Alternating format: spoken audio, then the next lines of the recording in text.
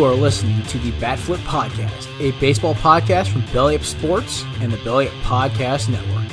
Here are your hosts, Damian and Matt. Welcome back in, everyone, to the Bat Flip Podcast. My name is Damian. I'm here with my co-host, Matt. We got a jam-packed show today. We did have one signing this week. We're going to run down a bunch of different rumors that started floating out. Like we said last week, things are going to start actually picking up. So we got quite a few rumors, and then we're going to do our AL Central division breakdown for you guys and kind of just give, which each team's core is, what they lost, and what we think each one of their needs are. But before we jump to that, how are you doing, Matt? Doing pretty good. I've had a pretty good week and just hanging out and waiting for COVID to go away and um, just chilling. So I had a good Thanksgiving. Did you have a good Thanksgiving as well? Yeah, I actually went over to my dad's house and had a little family dinner over there, so Awesome. it was nice. Awesome. I just couldn't do some of the other stuff we usually do because of COVID, but you know, that's just kind of the world we live in nowadays. Gotta make sacrifices. So, Oh yeah, absolutely. So well, let's well, go ahead and jump into this the only signing we had this week, and we actually talked a lot about it on our last episode. And it actually happened. We recorded it on a Monday, and the signing happened Tuesday morning. Um, but that is Charlie Morton did actually end up signing a 1-year, $15 million deal with the Atlanta Braves. yeah. This is obviously we talked about this a lot last week because that was a rumor that was out there, and it's kind of rare for the Braves rumors to come to fruition, especially ones that were pretty aggressive, just because they're really good at keeping everything under wraps in their organization. But this is a great signing for the Braves. It's a 1-year deal. It's another one of those low risk deals for Alex Anthopoulos. The Braves now have a rotation of Max Fried, Mike Soroka, Charlie Morton, Ian Anderson as their number 4, and then either Drew Smiley, who could also potentially be a swingman that pitches out of the bullpen some, and some of those other young guys like Bryce Wilson, Kyle Wright, maybe even a Kyle Muller at some point in the season. So that rotation is pretty solid, and I would probably put it as one of the tops in the National League. And Charlie Morton also a little nugget here. So we talked about him so much last week, but he cited the Braves' chemistry and his relationship with Travis d'Arnaud as reasons for the signing, and that's an interesting relationship there. D'Arnaud obviously last year pitched in Tampa, caught in Tampa, caught Charlie Morton when he was a All-Star and finished third in Cy Young voting. So that was an interesting little nugget that I found. Yeah, it's a really good signing, and like I was going to ask, is that rotation good? Because I don't know if it is or not. I mean, man, no, that's completely sarcasm. That rotation is going to be very good. I mean, Ian Anderson, he showed in the playoffs. Max Fried showed in the playoffs that they are two top of the rotation studs. We've saw that before from Mike Soroka as well. And then you add a guy who's, like you just said, finished third in the Cy Young 2 years ago in Charlie Morton. So that Braves rotation is going to be, very nice if they can not have the injury problems like they had this last year. Right. And And to add on that too, depth is a big deal here because the Braves now are not relying on Bryce Wilson, Kyle Wright as starters. So if they do lose somebody, they're not going to have to go way down the list. I mean, because they're going to have, they're going to have the options of, maybe Drew Smiley is pitching out of the bullpen, and if they lose, if Soroka doesn't make it at the beginning of the season, or Kyle Wright or Bryce Wilson, any of those three pitching out of the bullpen or pitching in AAA or something for the two younger guys. If you say Soroka is not ready for the opening day, then you've still got these guys in your bullpen or in AAA that are pretty, ready major league pitchers, and obviously in Drew Smiley's case, a veteran major league pitcher. So I think starting pitching depth is very important here as well. yeah, and one thing to note with this Morton signing is that the 1-year, $15 million is the exact same contract that he would have had in Tampa Bay, and they Yes. declined that option. We had talked before about maybe they were trying to look for a little discount or whatever, and Morton didn't want a discount, so he ended up finding that $15 million in Atlanta. Oh yeah. Um, but that's kind of the one little piece of actual move that we had happen this week. So let's kind of just go ahead and jump over to our rumor portion of the show. Quite a bit of rumors were starting to fly out, with the first one being that the Houston Astros are kind of floating Carlos Correa's name out about potentially being traded. Now, he is a part of that really stacked shortstop free agency class next year that has Javier Baez, Francisco Lindor, Corey Seager, Trevor Story, and Carlos Correa. But it's interesting that they're trying to float his name out there, maybe gauge interest in him. Yeah, Carlos Correa is a very good Major League Baseball player, very good shortstop. He's had some consistency problems in his career, but he's been at least solid every year. And then he's had times where he's looked like an MVP candidate. The big thing here that's different from the other guys is the fact that Carlos Correa was part of the Astros cheating scandal. So, and played a more prominent role in it than a guy like it seems to me like Springer hasn't really didn't really play much of a role in it, and that teams aren't really worried about it with him. But I think Correa did play a pretty large role in it, and I think teams might be worried about that a little bit, and any kind of compensation package the Astros might get for him. So that could be interesting. I think if you look Well, at teams that may be interested, I'll let you start on that. Who do you think might be interested in Correa? Well, one thing I want to say too is that what you're hitting on is that Correa, not only was he involved in it, but he's been one of the most vocal people about it. Yes, yes. About pretty much calling everybody else out and saying that you don't know what happened, so shut your mouth. And pretty much, I mean, he's had run-ins with Aaron Judge, with Cody Bellinger, and I mean the Joe Kelly thing this year.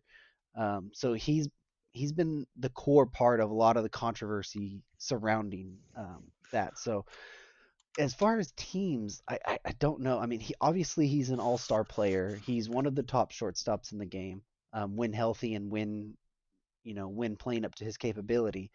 But I do think that his market's going to take a hit because of, first of all, there's like we said, there's a stacked free agency class next year, and maybe a team is only gonna. Will a team want to give up a lot of pieces and have him potentially leave them next year when maybe they can just go sign him next year? Yeah, Um, he's a 1 year rental for sure. I mean, we don't yeah, know exactly I what's could going to end up happening there, but he's a 1 year rental. I could see a team maybe like the Reds. They've been in the shortstop market. They've said that they've been interested before in Corey Seager or Francisco Lindor when their names have come up in trade rumors. So maybe they're an interesting little destination for Carlos Correa. It's hard to find him an actual landing spot just because of how many coming up to that market. I don't know that many people are going to be active on the shortstop market outside of probably Francisco Lindor. Yeah, and another note on what I believe Correa could end up could end up being a destination for him maybe is the I think it's probably a middle or small market team, um, because I think that teams like maybe the New York teams like the Mets and the Yankees could both potentially go after a shortstop, and teams like that, I think the media presence there could really hurt with when bringing in Correa. But maybe if you go to a smaller market team that's kind of like you mentioned with the Reds, that's kind of still out there trying to win now. Correa might be a good option for them as somebody who maybe he can go rebuild his image a little bit without quite as much of the scrutiny from the media that you might get in like New York or in Boston or in LA or something like that. So I think that would be an interesting location for him would be the Reds. I agree with you. I hadn't really thought about that, but that sounds pretty interesting for him. So Yeah. So well, let's jump from one Astro potentially being traded to another Astro that is a free agent. And that's George Springer, who you've already mentioned. But he's now a free agent, and his market kind of seemed to be one of the ones that was going to move very early because the outfield market this year is not that great, and he's the top name out there. We've heard that the Red Sox were interested. We've heard that the Blue Jays. We've heard that um, the Astros want him back. But the Blue Jays has come out and recently said that they've kind of went past the talking stage, and usually when they say that happens, that means that an offer has already been made. Maybe they're just kind of throwing offers back and forth now, but to get past, that's kind of the first real big of the top free agents that we've heard that has got past any kind of just rumor phase. and that teams are actually, serious in their negotiations. Yeah, the Blue Jays.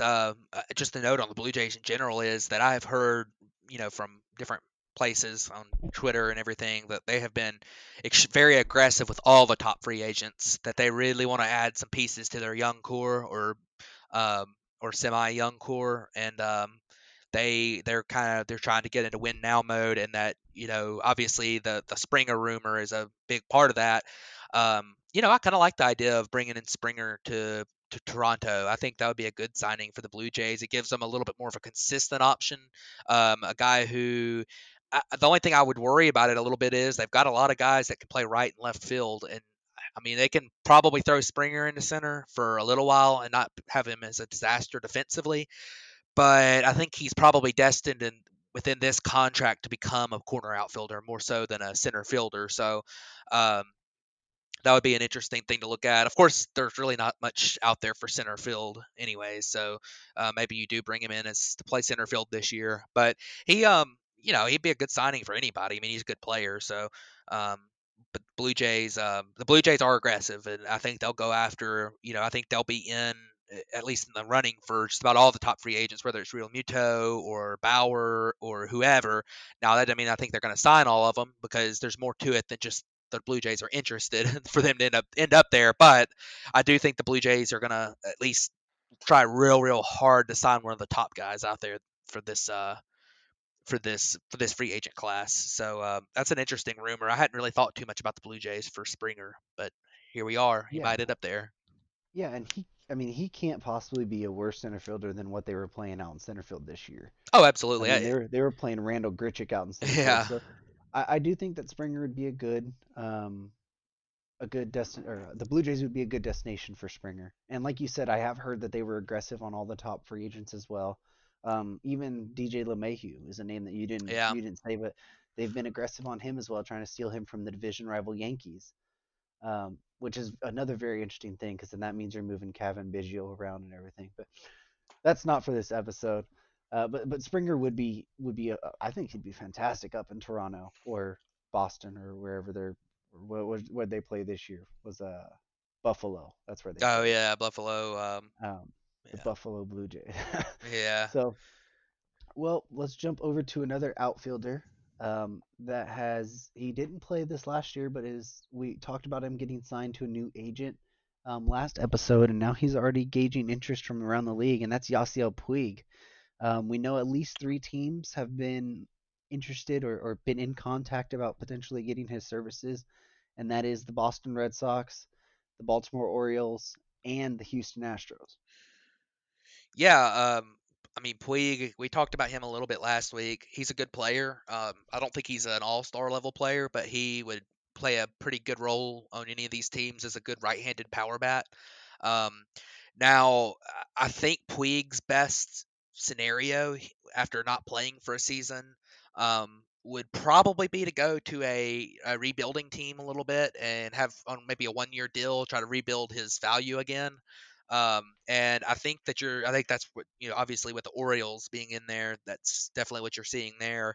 And I think the Astros might be going into a rebuild again somewhat soon. I mean, they've got some pieces still. We'll talk about them, maybe in the next episode with them being in the AL West. Um, but they're currently, they're about to lose. They just lost Springer. They just lost Brantley. They're going to lose Correa, whether if they trade him, obviously this offseason, but if not next offseason to free agency. Verlander, they're losing to age. They lost Garrett Cole last year. So a lot of that really good core that, took them to a couple World Series and won them the World Series in 2017 is gone or is about to be gone. So you might end up seeing the Astros take a little bit of a start to rebuild a little bit.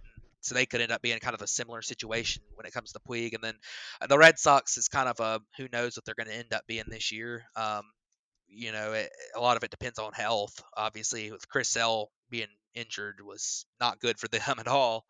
But I think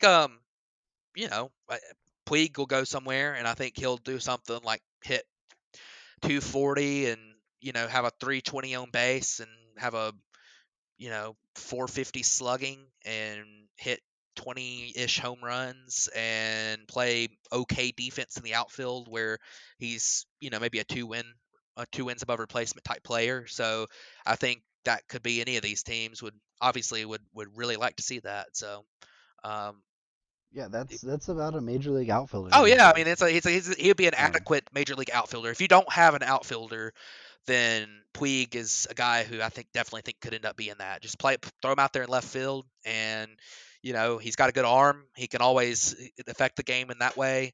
He's going to hit 15, 20 home runs because he's got really good power. Obviously his contact's not great, and he hits the ball on the ground a lot. So sometimes that power doesn't necessarily come out of him, but you end up getting in a situation where you got a guy who's, he's a good player. He's not a great player. He's not an all-star player at this stage. But I think he's definitely a lower end to maybe mid-tier regular. So, um, he could definitely help a lot of teams. yeah. Um, let's go ahead and jump over to our next one. And it was kind of staggering when we first heard it, and it only came out a couple days ago. So hopefully we'll get more information kind of as it happens. But John Middleton came out with who is part of the Philadelphia Phillies organization, and said that this year alone that the Phillies lost over $2 billion in revenue from this shortened COVID season and not having fans and all of that, and that it's really going to kind of hamstring their possibilities for management terms. They're already doing layoffs. They are a team that doesn't have a GM right now, and that could potentially be another reason why. And Middleton's kind of taken over more of the day-to-day operations. But it also seems like it's going to hurt their on-field talent. What it kind of said that this probably takes them out of the running of re-signing JT Realmuto. We've talked about them re-signing him a lot on this podcast before. But if they're not able to sign him, and they made that big trade, giving up Sixto Sanchez and everything, obviously they didn't give it up foreseeing that a pandemic was going to happen and that they're going to lose this revenue. But that's a big thing for Major League Baseball that they're going to have to seriously look at. Yeah, the Phillies losing all that revenue is big, and I don't know how it compares to other teams. That's going to be the big issue here. Does it compare? If they lost $2 billion, how much did the Yankees lose? How much did the Mets lose? How much did the Tigers lose? How much did the Braves lose? How much did the White Sox lose? So I think if you're the Phillies, that hurts real bad when it comes to your potential to re-sign anybody. But the fact that they have so much money on their books already, anyways, with Harper's contract, and McCutcheon's got a pretty good bit of money tied up, and he's a guy who's been injured and hadn't played all the time. I mean, they Zach had Wheeler. Zach Wheeler's a big time. I know he's good, but he's also that's an expensive contract. And Aaron Nola is going to end up being somewhat expensive here soon with arbitration and eventually a free agency. Are they going to be able to re-sign him? So you're getting into a situation where the Phillies, this is 2 years in a row that after they had made all those moves that they haven't made the playoffs. After they made the Harper signing and all this excitement, then this year they obviously brought in and the Real Muto trade, the Harper signing, they had the McCutcheon signing. They signed a bunch of bullpen arms year before last, and then this year they brought in Zach Wheeler to add to that.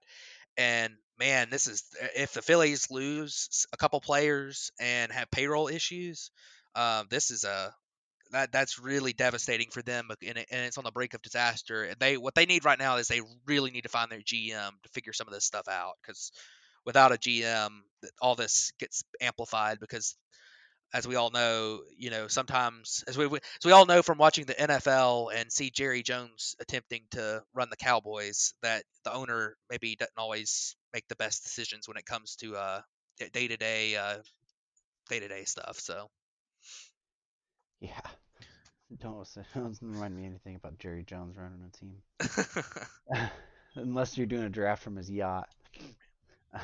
yeah. But anyways, yeah, that's a big thing for the Phillies. possibly losing Real Muto, and maybe for Major League Baseball about how this might affect things going forward and how this pandemic might affect this next season even, and maybe teams are going to lose even more money because it's the way it's looking. We might not be able to start with fans in the stands again, so that's even going to add to the losses of these teams from this last year. Um, but let's go ahead and jump over to another one which we kind of talked about before the show. We both find it kind of staggering. We don't really see what the reasoning is behind it, but that is that the Reds are open to gauging interest about trading Sonny Gray. Um, he's really rebounded ever since he got traded to Cincinnati. He got with his old um, pitching coach from college. I want to say his name's Derek Johnson. Yeah, I'm not Uh, 100% sure. I want to say it was his pitching coach at Yeah. Vanderbilt where he went to college, and they had a really good relationship. And after he went to New York and kind of got the yips and with the media and everything, he the Reds hired him, traded for Sonny Gray, and ever since he's got there, he's kind of rejuvenated his career and looked like the Sonny Gray that we used to see in Oakland. So it's very interesting that they're open to trading him. Yeah, when I first heard this rumor, I was kind of feeling the same way, but I've kind of changed a little bit on it because if you look at the Reds roster, I don't know where the talent is offensively to. They've got two really good pitchers. Obviously they're losing Trevor Bauer unless he resigns there. Which if Trevor Bauer resigns with the Reds, I think that changes everything. But if you end up, you lose. You're going to have Gray and Castillo are obviously top of the rotation arms at the top, but behind them, you got three guys who are, a couple of them are decent, but they're not top of the rotation or really close to it. They're more of, rotation depth, four or five, fours and fives type guys.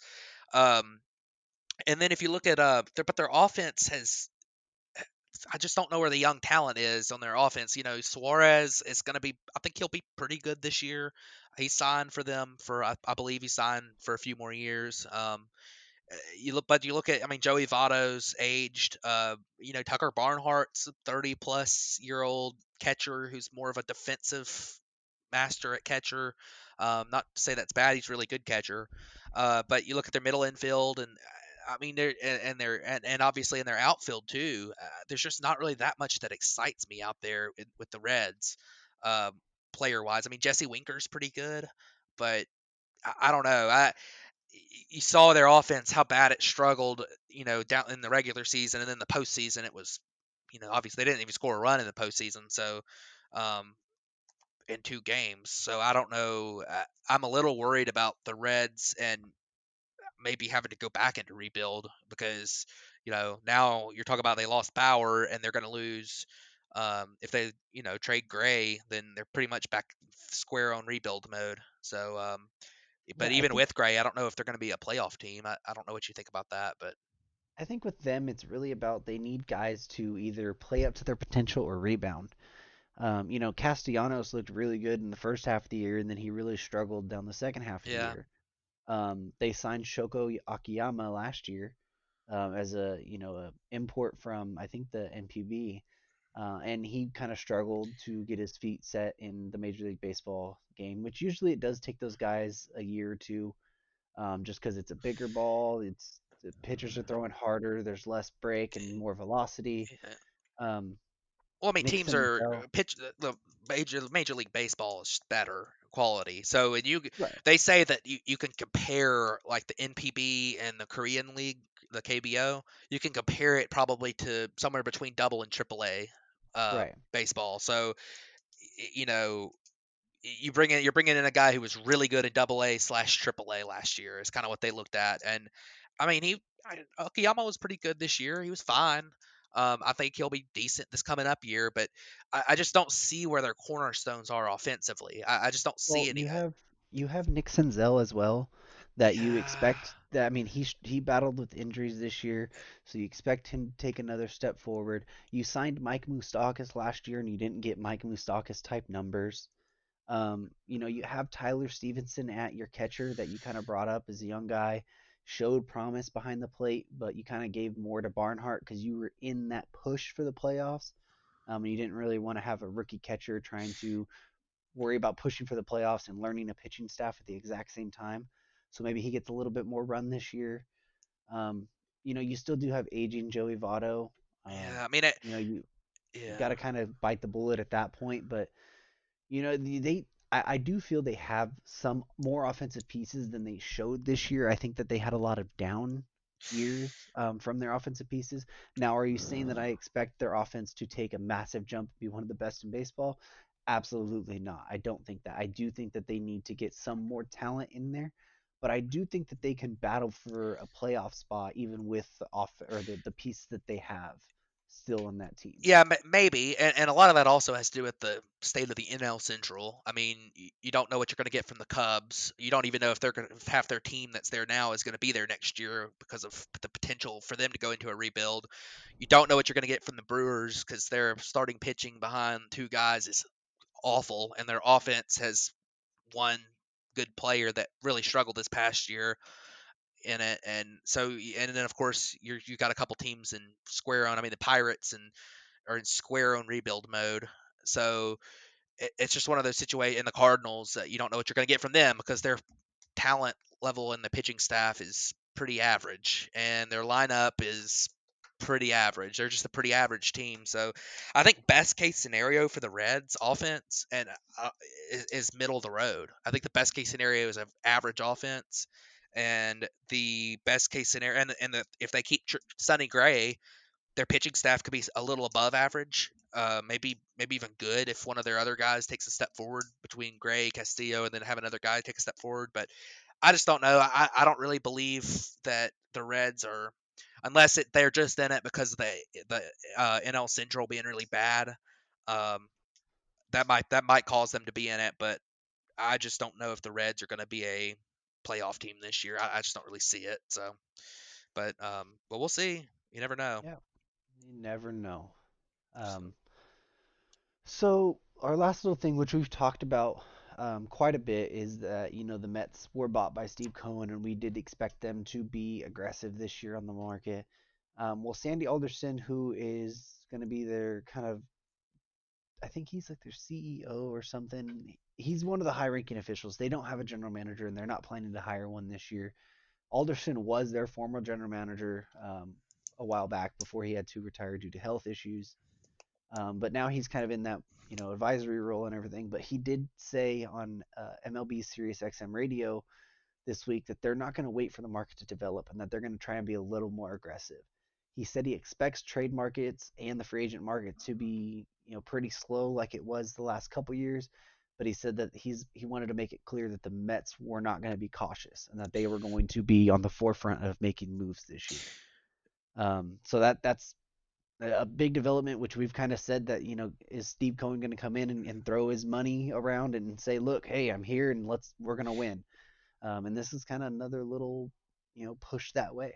Yeah, I agree with you. I think this is just confirmation of something that we kind of already knew, but it is interesting to hear one of their officials say it. But I think we all knew that the Mets are going to be aggressive, and I mean, sometimes when you hear an official like this say that, he's I mean, it's almost like you call sometimes when a coach says something, you call it coach speak.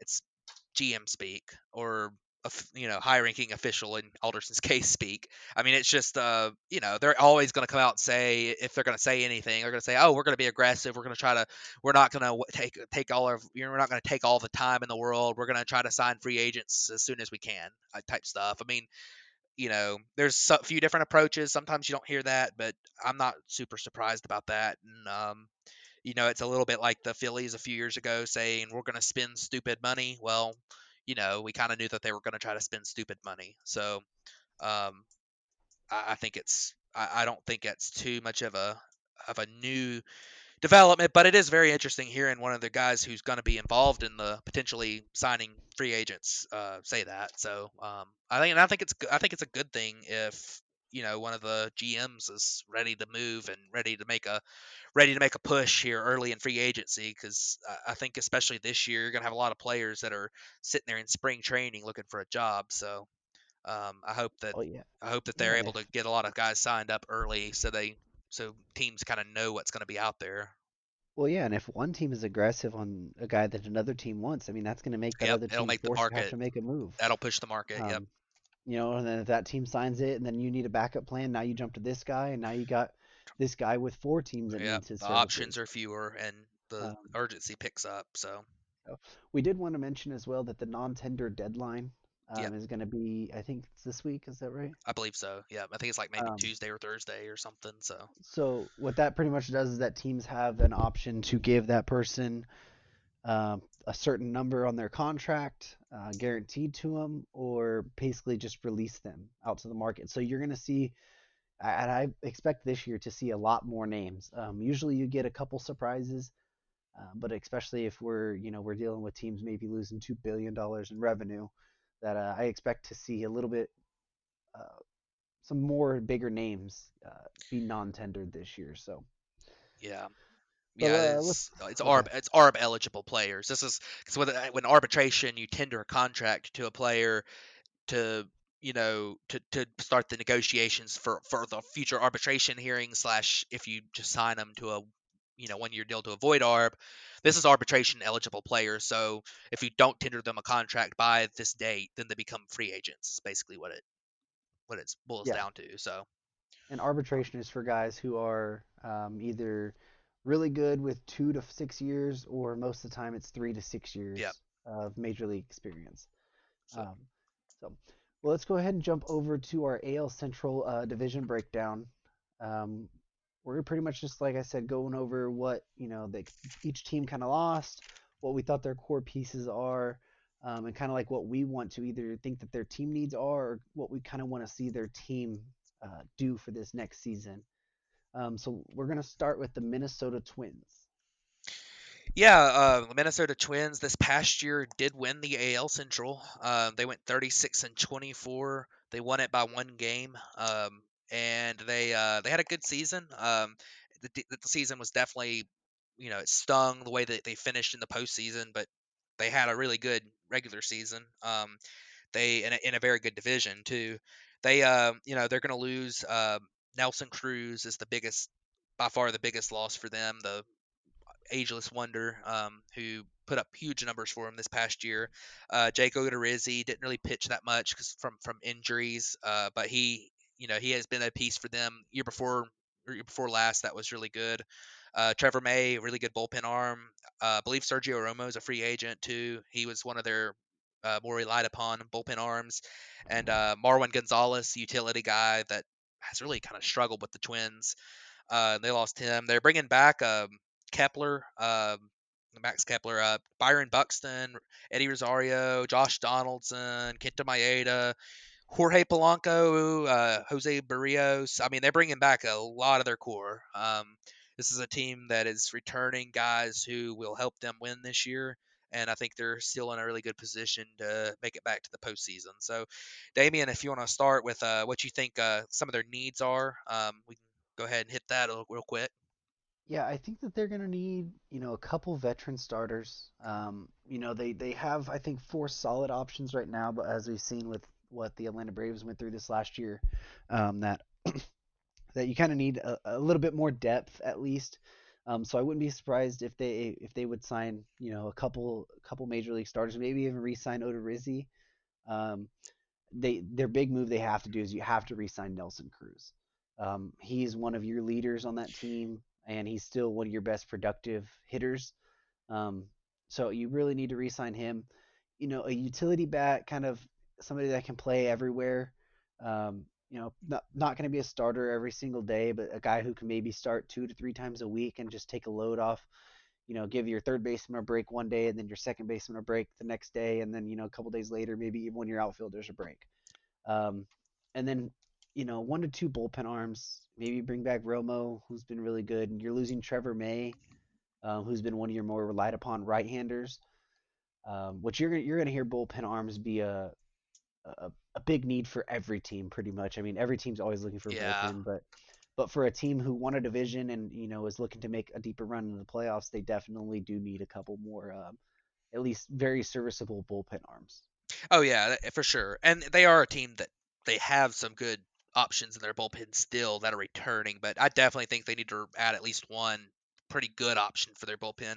And I agree with you on all those points for their needs. I definitely think either re-signing Cruz or replacing Cruz. You don't know if you're going to be able to re-sign him. If a team offers him a 2-year deal for $40 million or something crazy, then obviously I think the Twins would want to move on from that. And there's other options out there you could look at. Maybe like a Michael Brantley might be an interesting option for the Twins. Add a left-handed bat in there, and then I put down maybe add a starter. I do like their options they have now. I think that the top of their rotation with Barrios and Maeda is going to be really solid. Um, and then, I think Michael Pineda has been pretty good for them. The last year, and of course this shortened season, he was pretty solid. Randy Dobnak's a guy who has gotten, has kind of established himself as maybe a number 5 in the big leagues. So I think they got good options. I think you maybe add one of the cheaper veteran guys, like maybe Cole Hamels, see if he's healthy. Maybe John Lester. A couple of these guys that are, and I don't know if you're going to be able to get either one of those guys, but just somebody who's kind of a veteran, experienced arm, be a number 3 or 4, just kind of add some steadiness to your rotation. Make sure you have a 5th guy, add some depth, that kind of thing. So I don't really think they need to add too much in the way of pitching. And then obviously, anytime you can add an extra bat, I mean, that's always a help. Bench bats, bullpen arms. That's gonna be a need for every contender is bench bat, bullpen arms. So, um, but yeah, I think the Twins are gonna be good again this year. They got a lot returning. Yeah, so our next one, it's going to be an interesting offseason from this team. That's the Cleveland Indians. They did go 35 and 25 this last year, clinched a wild card berth. Um, we've already talked about how they've lost Brad Hand. They declined his option. Cesar Hernandez, Carlos Santana, those were 3 big pieces on their team this year. Their core is pretty much their rotation. They have Bieber, you have McKenzie, you have Plesac, you have Savale, you have Carrasco. Um, we've talked about how the rotation is one of the big strengths of the Cleveland Indians organization. You still have Jose Ramirez, and you might have Francisco Lindor. Uh, he might be traded this year. They've had a lot of discussions about it in the past couple years, and maybe this is the year they finally do that. But what are you kind of looking at for their team needs? Well, for the Indians, it feels like a broken record a little bit. Add an outfielder, and I think this year it's a little bit more specifically a center fielder because they have added some guys they can throw out in the corner outfield. They've got Franmil Reyes. You can, in a pinch, you can throw him out there in corner outfield. Josh Naylor, guy that was part of the trade for Mike Clevenger, came over from San Diego. They could throw him out in left field. So I think for the Indians, the biggest thing is just I don't think they need more athleticism in the outfield. They need a center fielder really, and they've had this past year. They played Delino to Shields there a lot. I mean, he's probably a replacement level player. I think I like him a lot better as a 4th or 5th outfielder. Um, Jordan Luplow played outfield a good bit for them as a platoon bat, which I think is a really good thing to have to go with Naylor. I think Naylor's he's a lot better. I think he can hit both against both, but I think he's a lot better against right-handed pitching. So maybe Luplo is a good platoon bat to have as he crushes left-handed pitching. I think also a need is figure out what are you going to do with Lindor because I don't think they're going to be able to re-sign him. The Indians are one of these notoriously low payroll teams. So are you going to go for it one more time or are you going to trade him? You can't. I think for the Indians in their situation, you cannot get stuck in between with him. You need to trade him if you're not gonna go for it this year. If they do decide to trade Lindor and they're not gonna go for it, then I think that they ought to blow it up and they could get the best return ever with some of these young pitching arms that they have. Um, and they could have a great, like maybe one of the best farm systems ever if they were able to do that. Um, but if you're going for it this year, you're gonna have to replace the back end of your bullpen, replace Brad Hand, and you just lost your first and second baseman. So you're going to have to replace Carlos Santana and Cesar Hernandez, who are both really good this year. So that's a lot of needs the Indians have, and they don't have, obviously, by the way they declined Brad Hand's contract option and Carlos Santana's option, they don't have a lot of money to spend. They got a lot of needs and not a lot of money to spend. So this will be a very difficult offseason for the Indians. Yeah, they're going to be in the bargain bin section of the free agent market. Yeah, for Um, sure. yeah, but like you said, the Indians have been a team who's went for it the past couple years, but now they're in that crossroads where you're going to have to pick which way you go. Um, I think that your Lindor package is even going to suffer a little bit more now that you're only going to get one season of him, and one season of maybe with a pandemic filled Yeah. um, season again. Where if you would have traded him before last year when we didn't even know that this thing was here, maybe you would have got a bigger return. So who really knows with what the Indians are going to do? They're going to be one of the more fascinating teams to kind of watch for all those reasons that you kind of just said. Yeah, and Um, and and not to mention the fact that you've got a couple guys that you could trade right now. You could trade Carlos Carrasco right now and get a huge return for him. He's a mhm. good pitcher, and the same goes. I mean, I'm not gonna say it. Well, I might say it, but I'm Trade gonna. Shane Bieber. Yeah, exactly. I mean, if you blow it up, the think of what Shane Bieber could get your farm system. I mean, Yep. he's a young pitcher. He's under control for 3 or 4 more years, and he just came off one of a historically good year. And I mean, if you're not gonna win, which if you trade Lindor, your only piece offensively that is other than a few supplemental pieces that you have coming back, and a couple of those DH slash left field type players, your only piece is Jose Ramirez.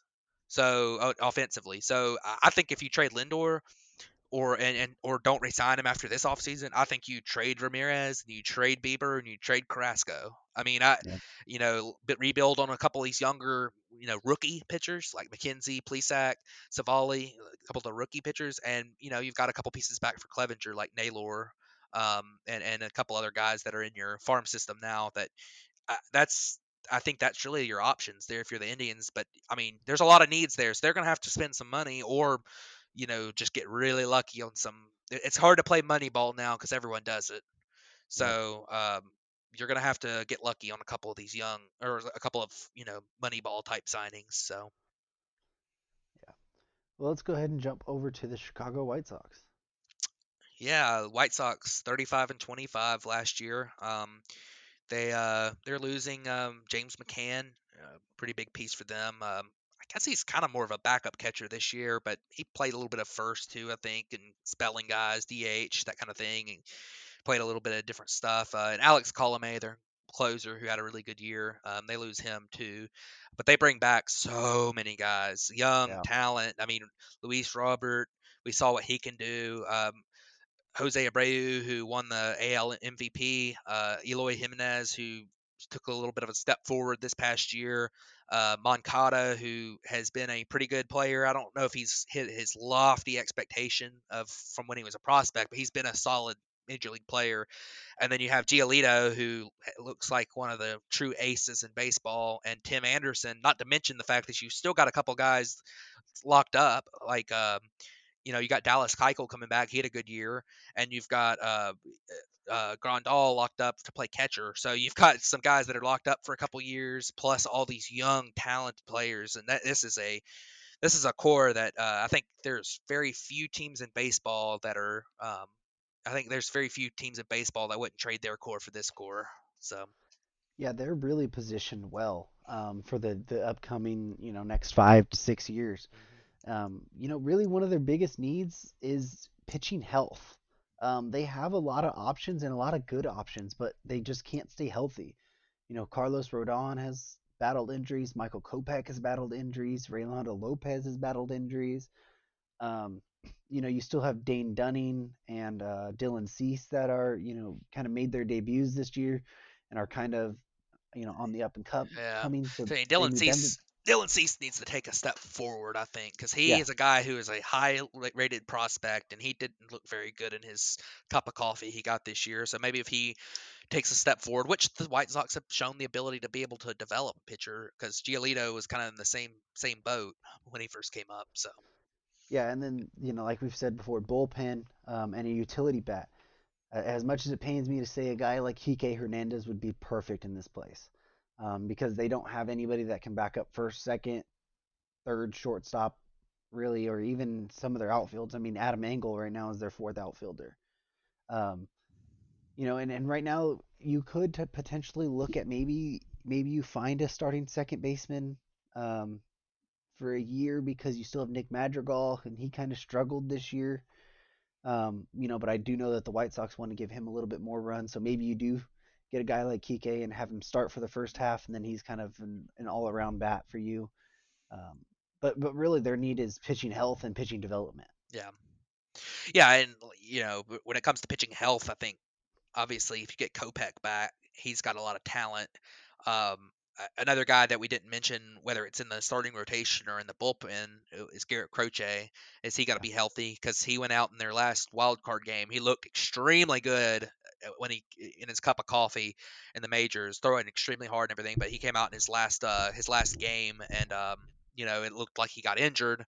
And it sounds like it was a flexor strain in his forearm, his throwing arm, which typically would refer to a UCL, but he apparently, according to his MRIs, has no damage to his UCL. So, which is obviously awesome news if it's something that's true. But sometimes you do see where they won't reveal structural damage on an MRI, but then the player eventually ends up needing Tommy John surgery anyways. So, but we'll see. I mean, I think Carlos Rodon's kind of the key for their pitching health because he's a little bit more of a veteran, established guy that they need him to be healthy next year. And then you throw a couple of these young guys in the 4 and 5 spots in the rotation behind Giolito and Keuchel, and you end up maybe one of them takes off because they got a lot of talent. So I think that White Sox, that's definitely their biggest thing is pitching.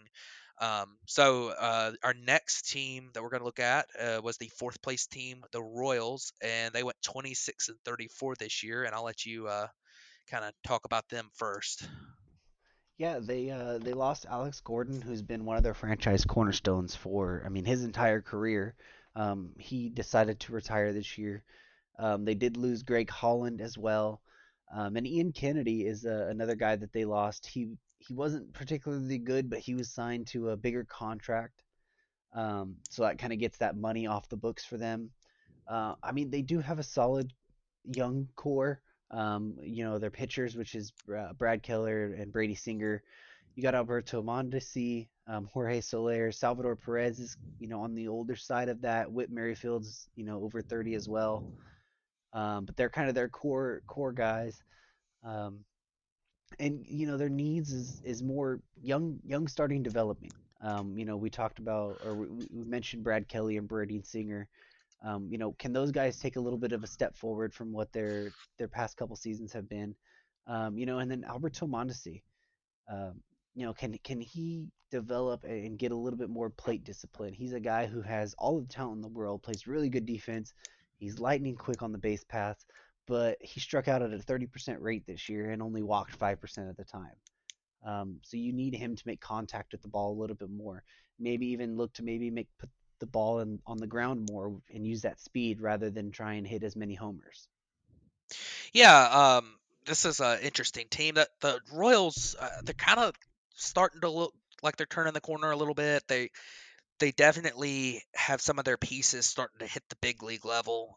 Brad Keller had a really good year. He looks like he's going to be a solid rotation arm for them for a while.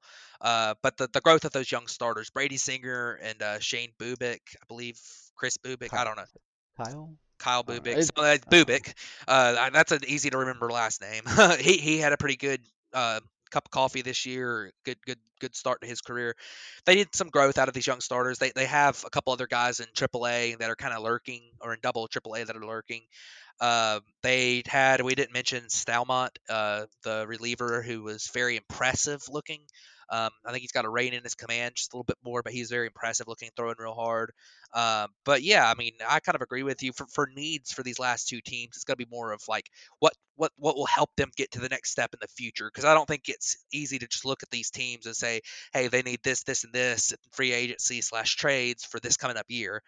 Both of these last two teams, the Royals and we'll talk about the Tigers in a minute, they just need talent and they need growth of some of their players. So Mondesi's consistency is obviously, like you said, that's the biggest development that they can have offensively, but also just they'll throw some players out there like maybe Hunter Dozier, does he establish himself as a solid player that's going to be around for a long time? Like, throw some of these guys out there, some of these younger players that maybe don't have the high prospect pedigree, and they need to hit on a couple of them. That every team that goes from, the current state of the Royals in full blown rebuild mode to becoming a World Series contender has to hit on a few of these players that are kind of, unheralded a little bit, but maybe lower rated prospects that figure something out, something like that. So that's what you're looking for from the Royals. But the biggest thing to me is just that those young starters, how do they grow? Is Brady Singer gonna take a step and become a really good top to middle of the rotation arm like his ceiling is? Is Keller gonna keep doing what he did this past year and keep working on it and keep improving? Because I really like his sinker. I think he's going to be a good pitcher. So I think and Yeah. and the Royals do. I mean, they still got a few pretty good core pieces. Solaire and Merrifield's still there for a couple more years, I think. And Salvador Perez has obviously been their franchise cornerstone through their winning days, and he's kind of the leftover from that and carryover for them. And he's just a guy who's going to show great leadership, and he's obviously, I think he's going to be a Royal his entire career. So, but I Yeah, and like it is Chris Bubik, by the Chris way. Bubik. That's right. I don't know why. Shane Bieber, Chris Bubik. I mean, it's kind of close names, I guess. I don't know, but No, but yeah, he had a good year this year as well as for his rookie season. So, just can those guys develop? That's pretty much what it is. And that's kind of going to be the same thing you're going to hear for this next team, which is the Detroit Tigers. They lost Jonathan Scope and C.J. Crone, which are two big starters for them at first base and second base this year. And they did lose Jordan Zimmerman. That's not a big loss as on-field production-wise, but he had a huge contract that comes off the books for the Tigers now. And Detroit's always been somebody who, or a team who has been able to attract free agents there, or get people to re-sign. So being able to take that money off the books, potentially opening up for some other signings down the road, that's good for them. Their core, it's a young core. You got Casey Mize, Tarek Skubal, Heimer Candelario, Nico Goodrum, um, and I guess you can say that Matthew Boyd is a part of it. But they've been a team that has kind of talked about trading him. I think he's nearing the end of his arbitration years, so maybe they're gonna have to make that decision about if they want to re-sign him to a long-term deal or not. Um, and then what do you kind of had on their needs perspective? yeah. Well, I think the development of Mize and Skubal is going to be big, and the Tigers have a lot of guys in their minor league system right now who their development as well. They have a very high rate. We're talking about major league right now, so um, I don't especially want to go into individuals because I could talk about them all day, but their upper minors are pretty good. They got some pieces there that are going to help a lot. So you look at their needs, and Mize and Scooball being the guys that are already there, them developing. I think a big development for them would be a Matthew Boyd or Michael Fulmer bounce back. Matthew Boyd, obviously, year before, this past year was awful. Gave him a ton of home runs. Year before last, though, was pretty good, and actually had drawn a lot of trade interest. Um, Michael Fulmer's a guy who a couple years ago, I don't remember if he won Rookie of the Year, but he was pretty good. He was close to it, and he had a really good year and drew a lot of trade rumors, a lot of people excited about what they thought he could do for the Tigers. But the last couple years, it's been injury plagued, and his performance was really poor this year. So, do you get a bounce back from one of them? Does Fulmer find it being fully healthy and come back and look like he did his first couple years, and does Matt Boyd, find it and get back to being able to keep the ball in the ballpark? Um, and then, I mean, the biggest thing for them though is just finding their future offense. They've got some guys that are interesting, that have shown maybe some flashes of maybe being a future major league role player and on a contending team. Jacoby Jones took a little bit of a step forward this year. Nico Goodrum, you mentioned already, but he's pretty solid.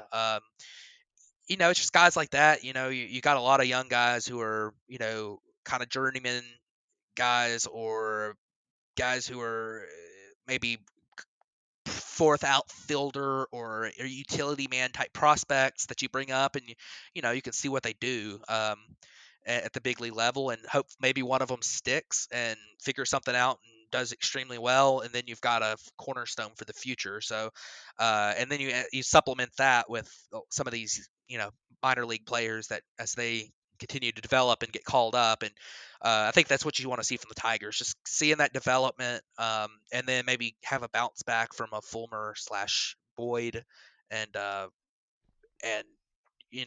maybe you trade one of those guys, but maybe it ends up being a piece that you have in the future anyway. So, but the Tigers are definitely not as far along as the Royals in their rebuild. They don't have quite as much of a core in place, the major league level at least. So, Yeah, the Royals have found, some of their major league talent that's going to be there for the long haul. And I'm not sure Detroit has that many really outside of Casey Mize and Tarek Skubal. Maybe Candelario, but even then, that's going to be iffy.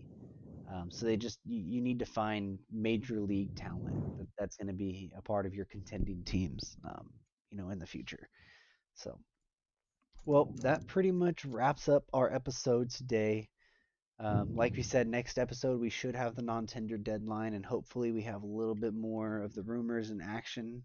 It seems like things are starting to pick up a little bit, so hopefully that continues on. You got any closing final thoughts? um, not really too much. I think that you're seeing some teams that are really cautious about payroll because of their losses this past year, but you're seeing some teams that the Braves are kind of doing what they have done the last couple of years, signing a couple pretty decently sized you know commitments for this coming up year. They've spent $25 million already. So you're seeing, believe you saw the Blue Jays make that move. You're seeing the Mets talking about making big moves. So I think you're seeing some teams that are still going to be pretty aggressive going forward. You're seeing some teams like the Phillies that are maybe looking like they're going to be pretty conservative with their money after losing a lot of revenue this year. So it'll be interesting. I think that whole financial flexibility thing has become super important this year, because if you have tons of commitments with that reduced revenue, you're going to be in trouble, and you're going to struggle to find players that sign players. But if you are a team that has a lot of money on the books already, you might not be able to jump your payroll up quite as much as you would like, but you can still jump your payroll. You can still make some moves. You can still sign some players, and I think you're seeing that a little bit right now from across the majors. And non-tender deadline this week. I don't know if we're going to see any star players, but I think we'll probably see a couple guys who end up contributing pretty well for contending teams next year get get into that free agent class. So that'll be interesting. I think there's a lot of teams that are hoping there'll be a couple outfielders there, because or the center field, there's really no center fielders out there in the free agent class right now that are major league talent. So I think some teams are hoping that maybe a team that is not contending has a guy they non-tender that's can play center field, so that they could go out and get somebody, because that's a struggle point right now. So, but I'm Yeah, excited. We'll see what happens this week. I'm excited too, and I think that we're gonna get a couple shocking names that we didn't know. Yeah, There's guys who we can always kind of envision, but every year there happens to be one or two names where we're like, whoa, that guy got non-tendered. And maybe this year that ups that to 4 to 5, just because of the financial limitations of some teams. So we'll see what happens, but that's gonna wrap it up for this episode. Thank you guys for tuning in, and we will catch you guys next week. thanks everybody.